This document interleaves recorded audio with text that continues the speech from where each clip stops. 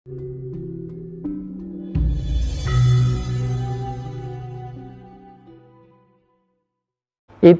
manusia itu harus el pramit eling percaya mituhu. Eling bahwa kita itu ada yang buat hidup, percaya akan ajarannya, mituhu itu dilakoni ya. Tetapi ini tidak cukup. Lalu ditambah Pancasila. Sabar, rilo, terima, teman, jujur, budi luhur. Nah, inilah yang disebut hastasila. Hastasila. Nah, hastasila itu di dalam pagelaran wayang kulit dijelaskan oleh Prabu Romo tentang yaitu yang namanya Hastobroto. Hastobroto. Hasto itu adalah 8, broto itu adalah hati. Jadi manusia harus bisa mempunyai sifat matahari, jiwa matahari, memberi pepadang kepada siapa saja, ya. Lalu menjadi bulan, ya, seakan-akan menjadi bulan. Orang melihat bulan purnama itu lah seneng gitu. Entah anak kecil, tak anu sampai pohon-pohon itu kalau bulan purnama itu dia tidak bergerak gitu. Nah itu.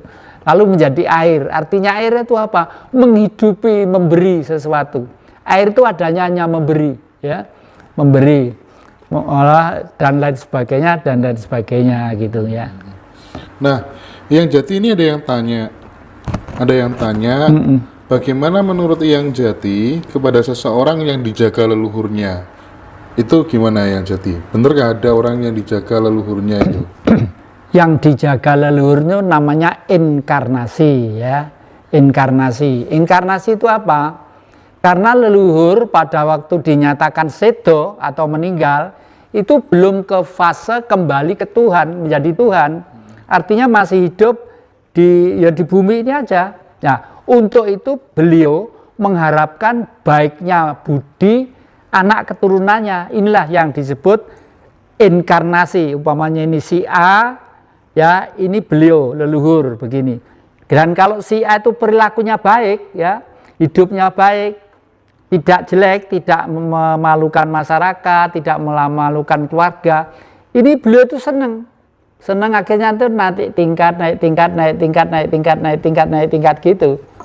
Nah, oleh karena itu si Jawa punya kepercayaan hidup itu kalau sekedar baik saja masih dilahirkan kembali. Yang ke-10 menjadi binatang berkaki 4. Nah, kalau sudah binatang berkaki 4 meskipun membunuh binatang lainnya tidak punya dosa. Misalnya harimau membunuh kijang atau apa, nggak dosa. Karena memang hukumnya seperti itu. Ya. Ada yang tanya, neraka dan surga menurut yang Jati itu gimana sih? Neraka itu ada di dalam diri kita, surga pun ada di dalam diri kita. Kalau saya itu misalnya melihat sesuatu orang lain, keluarga, anak terus gelisah, itu kok nggak gini, itu sudah tersiksa tubuh saya. Itulah neraka. Tapi kalau saya melihat semua itu dengan keindahan, dengan kesejukan, dengan gitu, itu ya surga karena hatinya seneng, ya toh. Jadi kalau di dalam kitab-kitab suci itu sudah jelas di surga itu di bawahnya mengalir sungai bersih, jernih dan gemericik, dan di sana ada tanaman antara lain jahe dan merica. Nah, masa kalau mati butuh rujak ulek? Nggak ada itu. Jadi oleh karena itu surga itu ya di batu berarti ya. Surga itu ya di dunia ini aja. Di batu kan banyak air gemericik gitu. Air gemericik ya, di pedesaan saya juga sumbernya seperti itu ya. Iya. Nggak usah jauh-jauh nunggu mati dulu ya. Iya. Oke, teman-teman boleh bertanya mumpung ini kita ketemu langsung sama Yang Jati. Wah, ini banyak teman-teman yang hadir malam ini.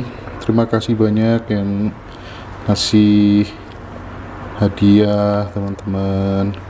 Terus ini Yang Jati, kalau misalnya resiko sebagai seorang presiden dikritik, gimana? Tidak ada seseorang yang dikritik tidak sakit hati, pasti sakit, hanya aja disembunyikan, disembunyikan. Tapi sebenarnya justru kritikan itu justru memperkuat pribadinya sebagai sosok seorang presiden. Gitu. Oke. Nah, ini ada yang tanya nih. Waduh, banyak sekali pertanyaan. Yang mana dulu ini? Puncak kesadaran di dalam lelaku spiritual itu apa yang jati? Puncak kesadaran lelaku spiritual itu kalau seseorang itu sudah sumeleh. Sumeleh itu legowo nrimo. Legowo nrimo. Misalnya hari ini kebetulan dompet tidak ada duitnya, harus legowo ya memang nggak menggebu-gebu mencari duit. Orang spiritual itu nggak boleh menggebu-gebu cari duit, itu nggak boleh, meskipun hidup jangan sampai sakit dan jangan sampai fatal dalam kehidupan, kan butuh materi.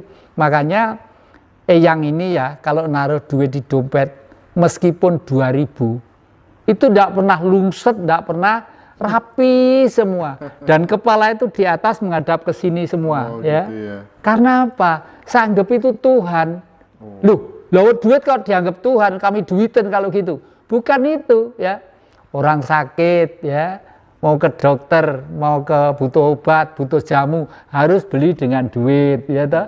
Kalau duit kita hargai dengan baik loh, nanti itu loh Mas, ya enak duit itu.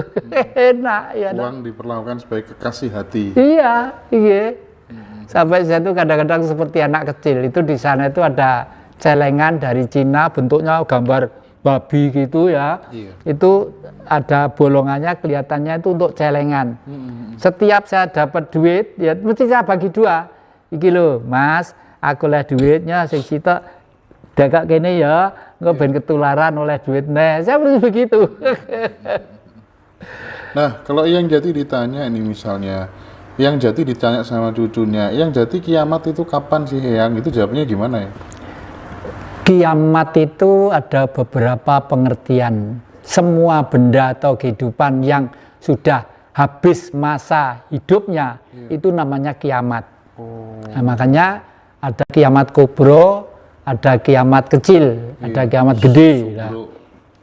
Ya, kiamat kecil itu mungkin termasuk umur manusia punya batas waktu tertentu. Bagaimanapun manusia itu hari ini, besok itu sudah tambah 1 tahun, ya toh.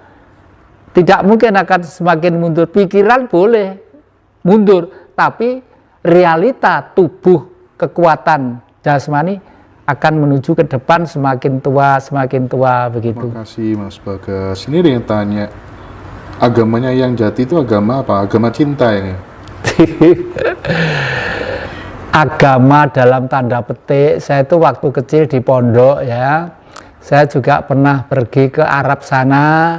Tapi saya pergi ke sana itu bukan mencari status gelar macam-macam, saya belajar. Ya. Ternyata di sana itu oleh Bung Karno sudah diluruskan. Jadi orang pergi ke sana itu melakukan 2 kegiatan. Yang satu namanya tawaf, mengelilingi Ka'bah itu. Yang satu jumroh. Jumroh itu melempar batu ke tugu itu. Ternyata itu apa sih? Itu sindiran bagi orang Timur Tengah pada waktu itu. Jangan sampai si bapak itu nemen-nemen le get up itu loh ya. Get up itu apa? Get up itu ya bangkit lah. Itu loh, punya bapak-bapak, punya sampean itu, punya adik-adik laki-laki itu loh ya. Get up. Get up itu tangi. Iya. Rada rahasia sithik lah. Nah itu oleh Bung Karno diluruskan. Kalau sana bapak dilempar, ibu hanya dikelilingi dan pengen memegang Hajar Aswad yang hitam itu. Hajar Aswad bentuknya kan begini, gede gini hitam, terus tengahnya lubang. Itu jalannya kita keluar. Raja keluar dari situ, Nabi keluar dari situ, semua makhluk keluar dari punya itu loh. Anehnya makhluk pada waktu diciptakan laki-laki dan perempuan itu meskipun cacing, meskipun binatang-binatang kecil, cecek sekalipun loh. Saya tuh senang mengamati loh, kok ngerti lah itu gandengane, terus kadang-kadang pengen kawin apa itu loh. Itu kan sudah hebatnya hukum Sang Maha ini. Ya.